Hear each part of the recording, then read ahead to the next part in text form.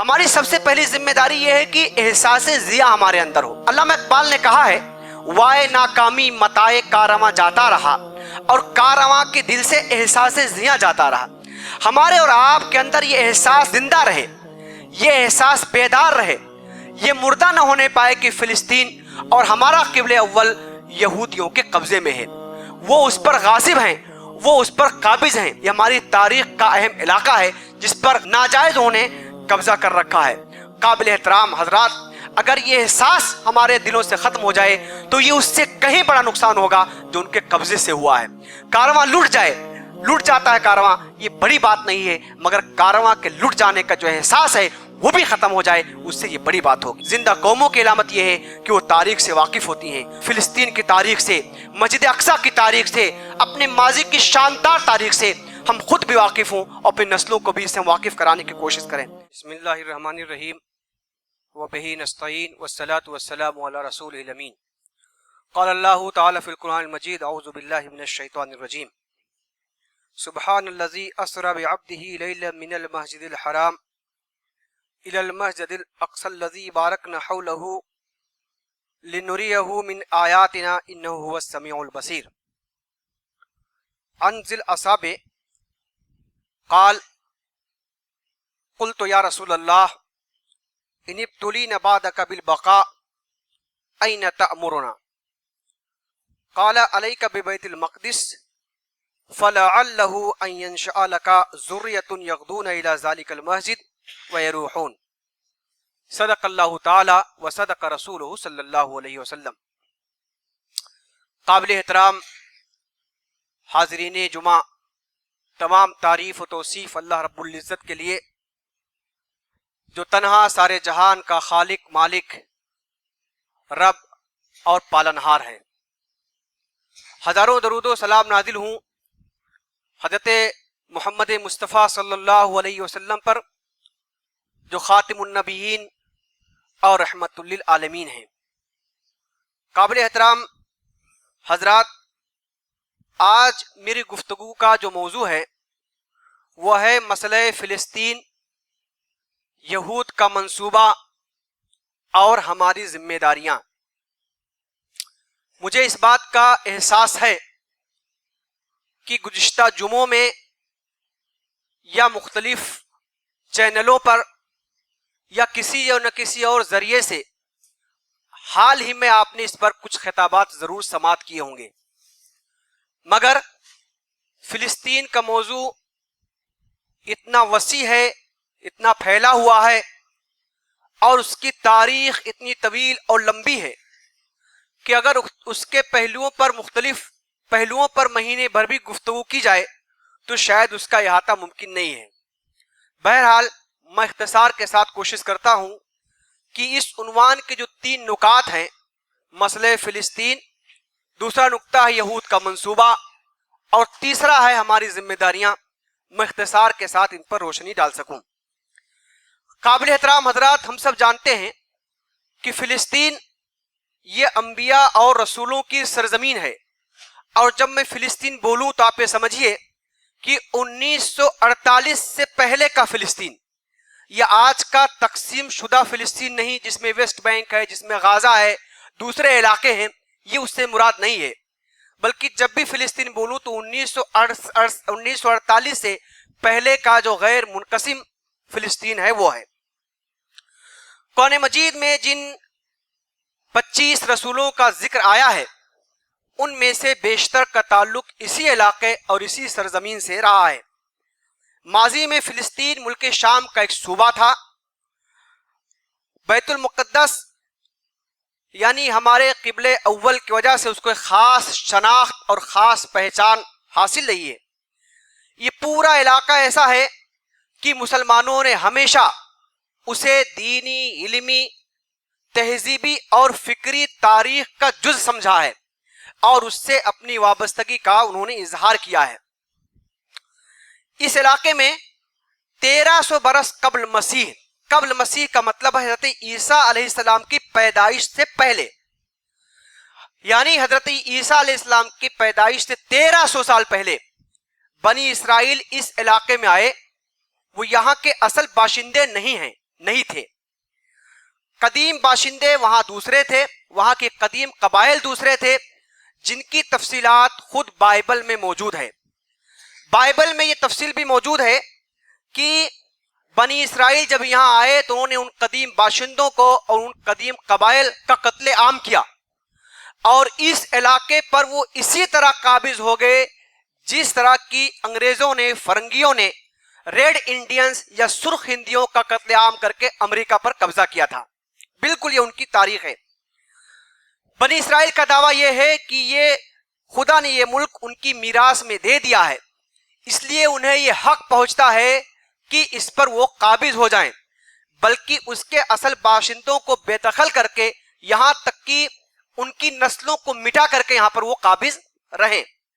काबिल एहतराम हजरात, फिर ऐसा हुआ कि 8वीं सदी कब्ल मसीह में असीरिया ने फिलिस्तीन का जो शुमाली इलाका है, नॉर्थ का हिस्सा है, उस पर कब्जा किया और इसराइलियों को वहां से निकाला। दूसरी कौमों को लाके आबाद किया जो अरबी नस्ल थी। उसके बाद 6ठी सदी कब्ल मसीह में बाबुल का एक बादशाह है जिसका नाम बुख्ता नसर है। उसने जुनूबी फिलिस्तीन पर कब्जा किया, हमला किया, और उसने फिर वहां से इसराइलियों को जलावतन किया, बैतुल मुकद्दस को तबाह बर्बाद कर दिया। और हैकले सुलेमानी भी आप समझ लें, दरअसल एक ये इबादत गाह थी जिसे हजरत दाऊद अलैहिस्सलाम ने नबूवत और बादशाहत मिलने के बाद तामीर किया था। बहुत शानदार इबादत गाह थी, मगर उनकी जिंदगी में उसकी तामीर मुकम्मल नहीं हो सकी। उसकी तामीर की तकमील हजरत सुलेमान अलैहिस्सलाम ने की, और तारीख में यह भी आता है कि हजरत सुलेमान अलैहिस्सलाम ने उसकी तामीर में जिन्नातों की खिदमत हासिल की, क्योंकि जिन्नात भी उनके काबू में थे। तो ये जिसको आज टेम्पल ऑफ सोलोमन बोलते हैं, वो हैकले सुलेमानी कहते हैं। हालांकि वो इबादत गाह थी। टेम्पल का मतलब मंदिर, वो मंदिर नहीं था बल्कि इबादत गाह थी, मुसलमानों की इबादत गाह थी जिसे एक नबी ने तामीर किया था। तो वो हैकले सुलेमानी, उसको भी बिल्कुल बुख्ता नसर ने तबाह बर्बाद कर दिया था। काबिल एहतराम हजरात, एक तवील मुद्दत की जलावतनी के बाद ईरानियों के दौरे हुकूमत में बनी इसराइल दोबारा जुनूबी फिलिस्तीन में आए, और फिर उन्हें बैतुल मुकद्दस में दोबारा हैकले सुलेमानी की तामीर की। मगर इस जो दूसरी बार भी आए तो 300-400 साल से ज्यादा वो नहीं रह सके। उसके बाद सन 70 ईस्वी में हजरत ईसा अलैहिस्सलाम के पैदाइश हो गई। उनकी पैदाइश के 70 साल के बाद सन 70 ईस्वी में उन्होंने रूमी सल्तनत के खिलाफ बगावत की। इसराइलियों ने इस जुर्म में बैतुल मुकद्दस और हैकले सुलेमानी को रूमियों ने मिस्मार कर दिया, और सन 135 ईस्वी में उन्होंने दोबारा बगावत की तो रूमियों ने पूरे फिलिस्तीन से यहूदियों को निकाल बाहर किया, और उन्होंने क्या किया, फिर कानूनन मना कर दिया कि फिर इसराइली वहां दाखिल नहीं हो सकते। और जिस तरह शुमाली फिलिस्तीन में अरबी नस्ल कबाइल आबाद हो गए थे, इसी तरह जुनूबी फिलिस्तीन में भी अरबी नस्ल कबाइल आबाद हुए। ये जो मैंने तारीख आपके सामने मुख्तसर तौर पर पेश किया है, इसमें जो 2-3 नुकात उभर करके सामने आते हैं वो ये हैं कि यहूदी दूसरी कौमों की नस्ल कुशी करके, जेनोसाइड करके फिलिस्तीन पर काबिज हुए थे। दूसरी बात यह है कि शुमाली फिलिस्तीन में वो 4-5 बरसों और जुनूबी फिलिस्तीन में ज्यादा से ज्यादा 800-900 साल तक हो रहे हैं, जबकि अरब शुमाली फिलिस्तीन में 2500 साल से और जुनूबी फिलिस्तीन में तकरीबन 2000 साल से आबाद चले आ रहे हैं। इसके बावजूद आज भी यहूदियों का दावा यह है कि फिलिस्तीन उनके बाप दादा की मीरास है जो खुदा ने उन्हें अता किया है, और उन्हें यह हक पहुंचता है कि उसके असल बाशिंदों को वहां से बेदखल कर दें, जिस तरह 1300 साल कबल मसीह में उन्होंने किया था।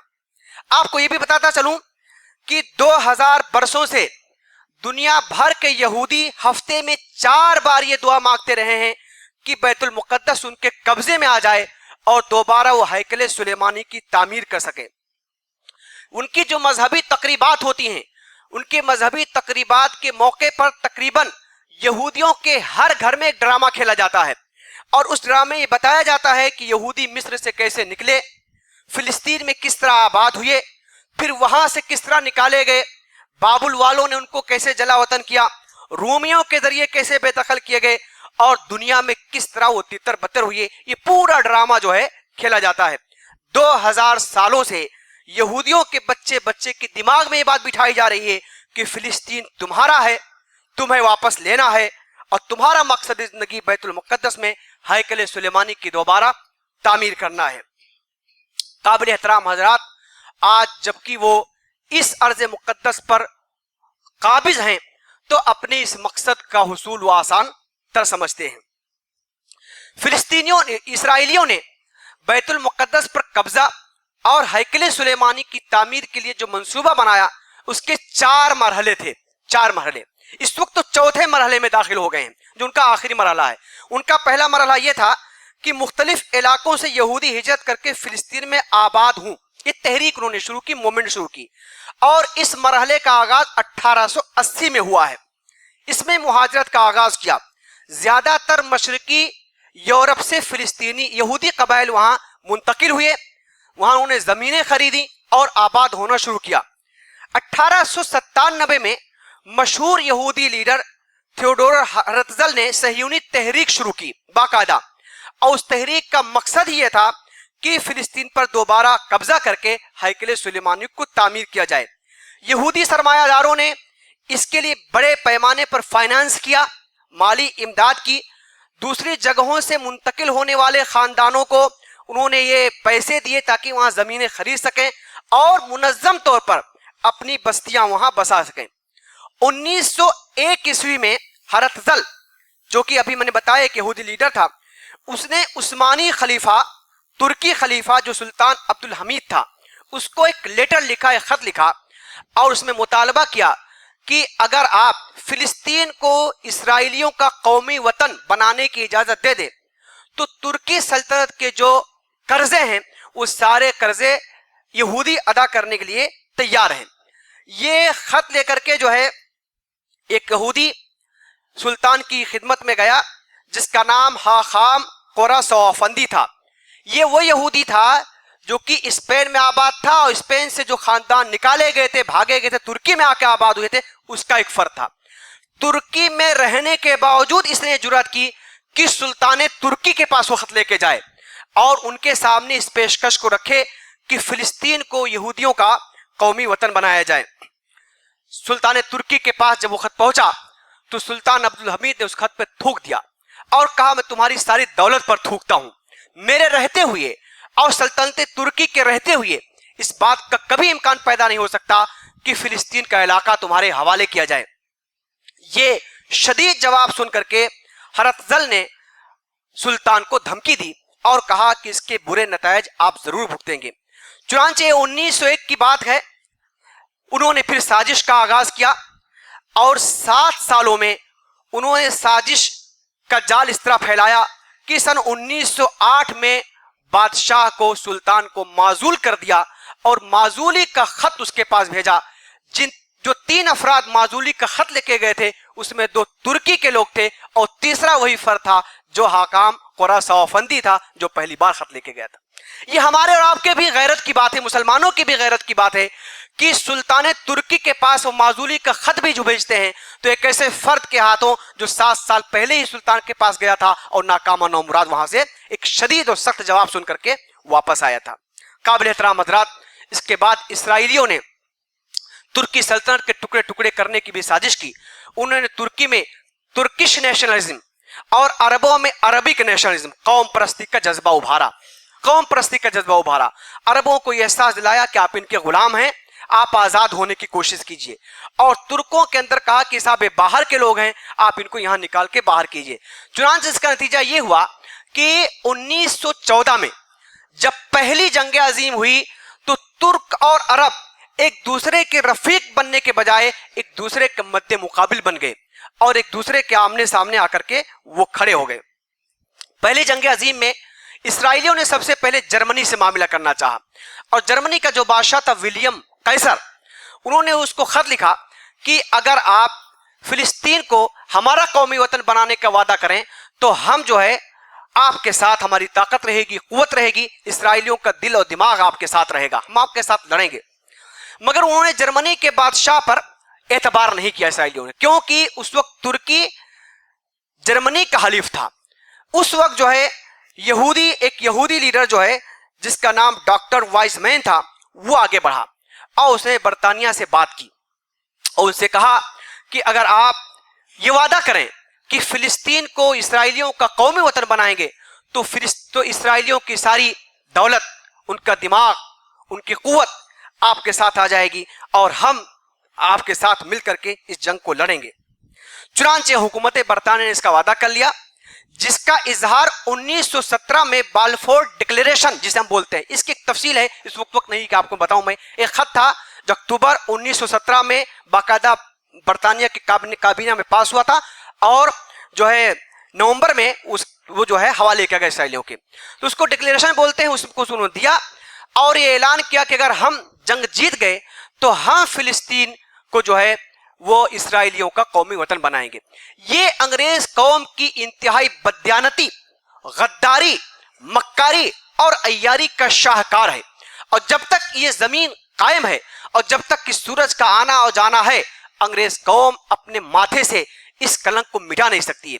एक तरफ तो अरबों से वादा कर रहे थे कि हम तुम्हारी खुद मुख्तार रियासत बनाएंगे, इसी वादे की बिना पर शरीफ हुसैन, जिसे हम शरीफ मक्का बोलते हैं, उन्होंने उसको तहरीर बरतानिया को कराई थी कि आपके साथ हम हैं, और यकीन दहानी नहीं कराई थी बल्कि इराक वगैरह के हिस्से पर बाकायदा कब्जा भी कराया था।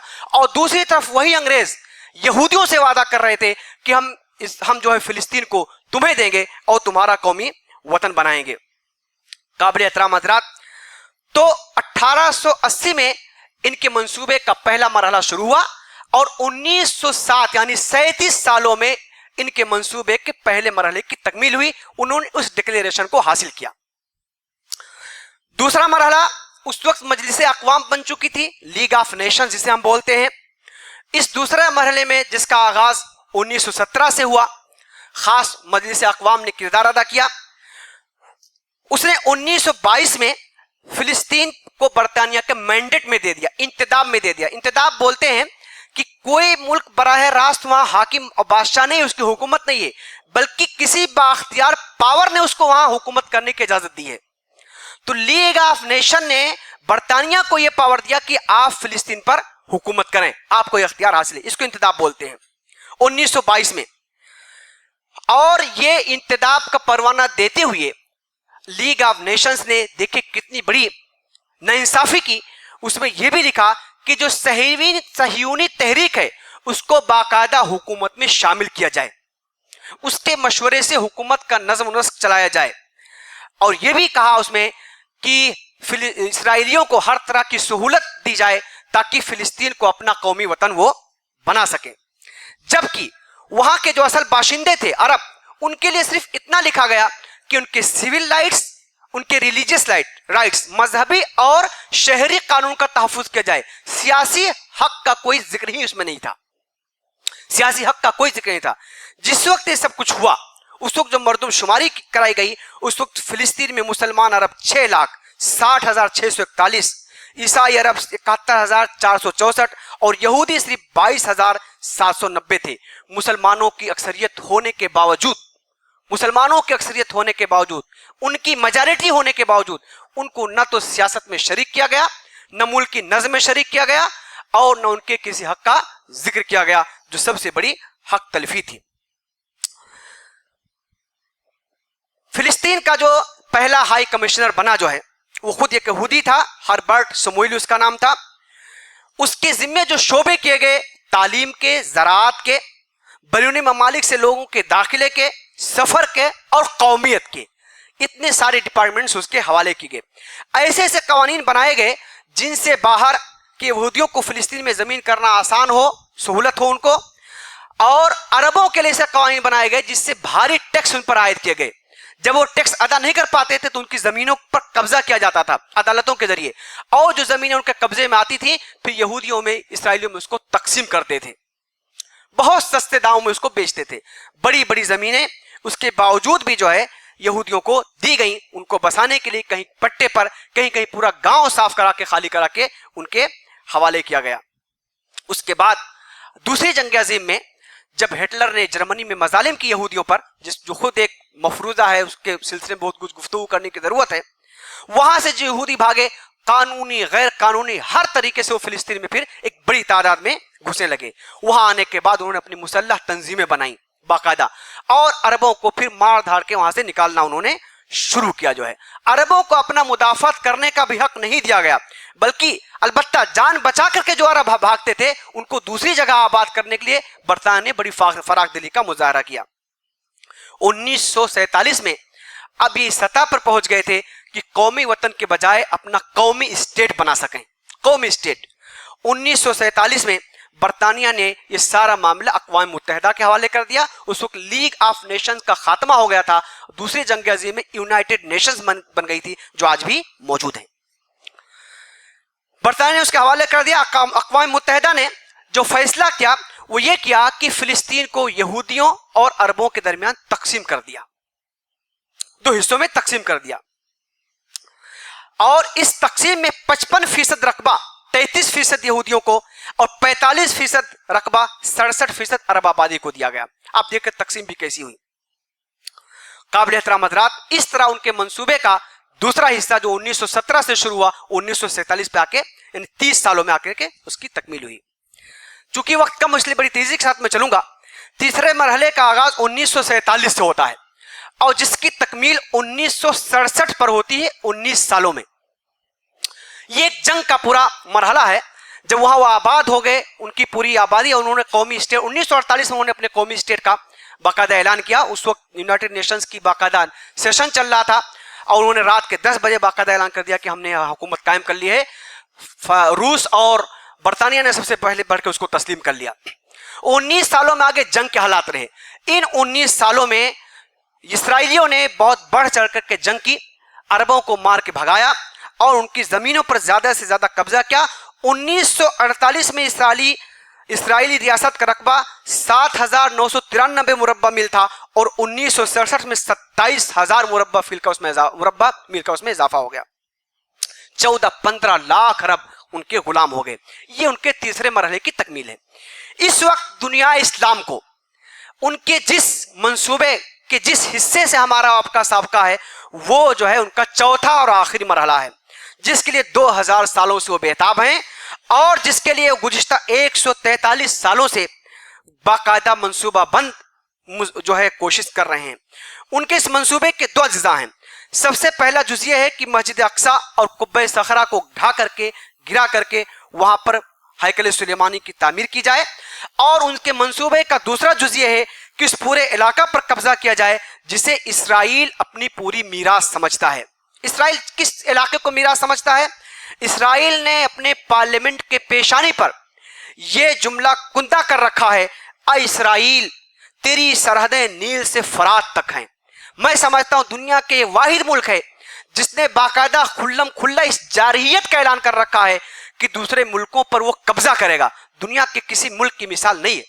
उसने लिख रखा है इसराइल तेरी सरहदें नील से फरात तक हैं, और इस इलाके को हासिल करने के लिए उसने जो तफसीली नक्शा तरतीब दिया है उस नक्शे में दरियाए नील तक मिस्र, पूरा उर्दून, पूरा शाम, पूरा लबनान, इराक का बड़ा हिस्सा, तुर्की का जुनूबी इलाका, मदीना मुनव्वरा तक हिजाज का बालाई हिस्सा शामिल है। ये सब उसको अपनी मीरास समझता है और इस पर वो काबिज करना चाहता है, कब्जा करना चाहता है। ये जो है उनके मंसूबे का दूसरा जुज़ है।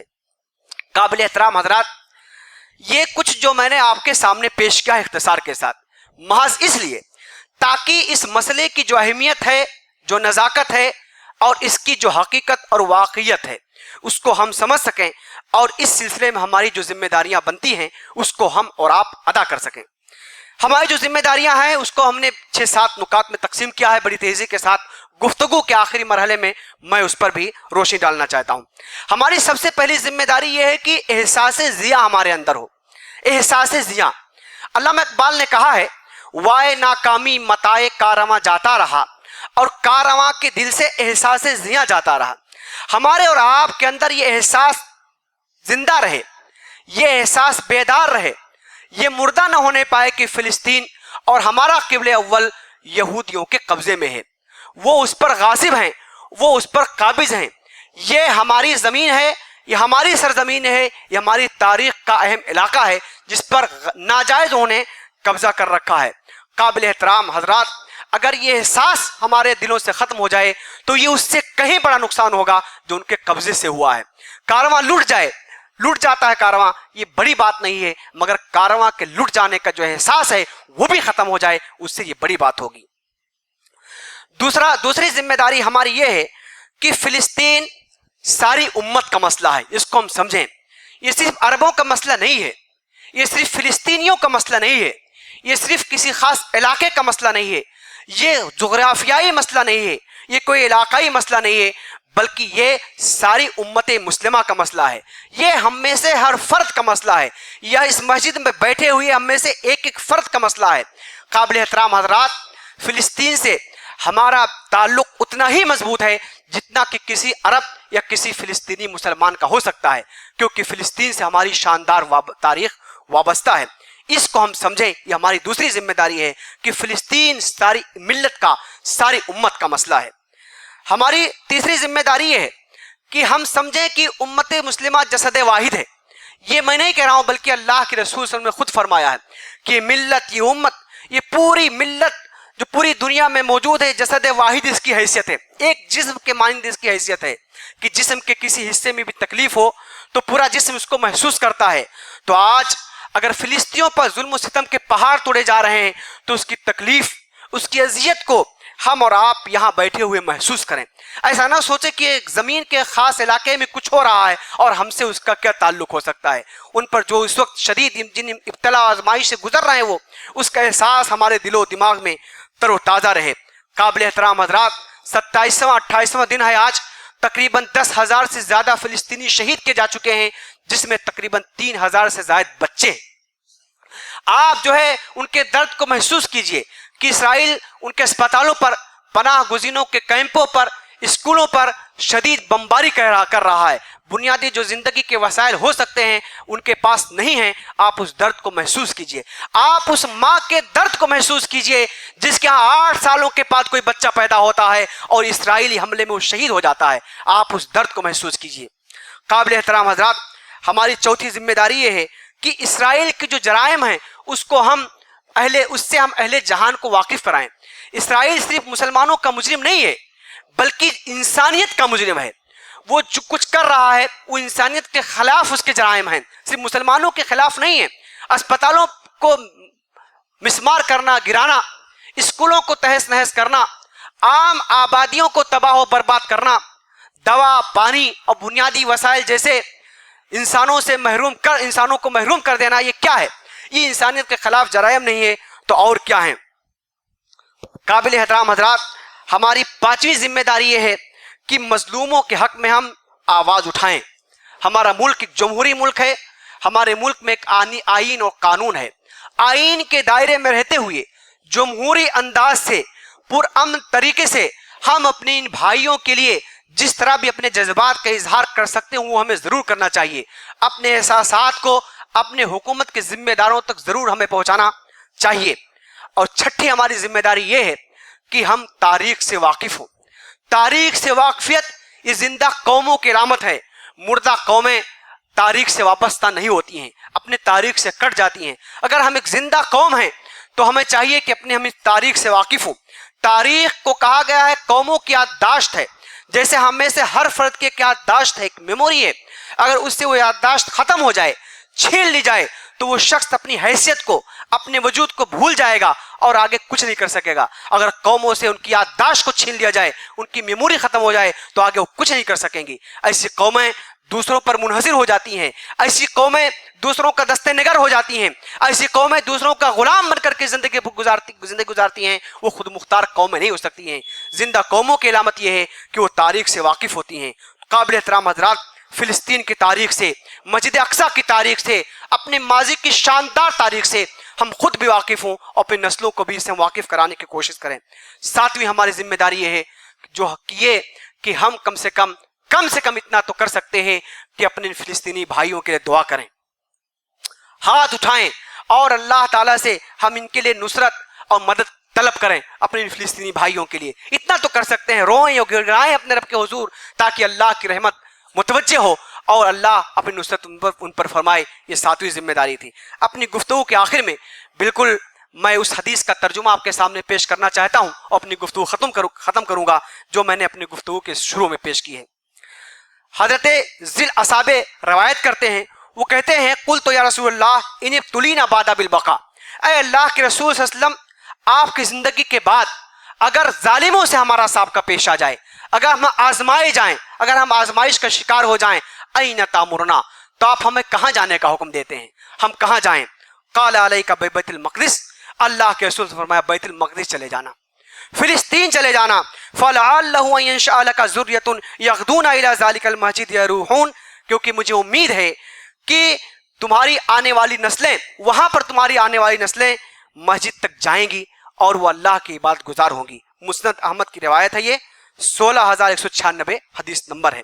قابل احترام حضرات، بہت ٹوٹے پھوٹے لفظوں میں اور انداز میں ہم نے فلسطین کے حوالے سے کچھ گفتگو کرنے کی کوشش کی آپ کے سامنے، محض ان جذبات احساسات کے لیے کہ یہ جذبہ اور احساس آپ کے اندر بھی پیدا ہو سکے، وہ تڑپ جو میں محسوس کرتا ہوں، وہ اضطراب جو میں محسوس کرتا ہوں، ہم میں سے ہر بھائی اپنے فلسطینی بھائیوں کے لیے محسوس کرے۔ اللہ تبارک و تعالیٰ سے دعا ہے کہ اللہ تعالیٰ مجاہدین کی شہادت کو قبول فرمائے اور فلسطینیوں کی اللہ تعالیٰ مدد فرمائے۔ وآخر دعوانا الحمدللہ رب العالمین، جزاک اللہ خیر۔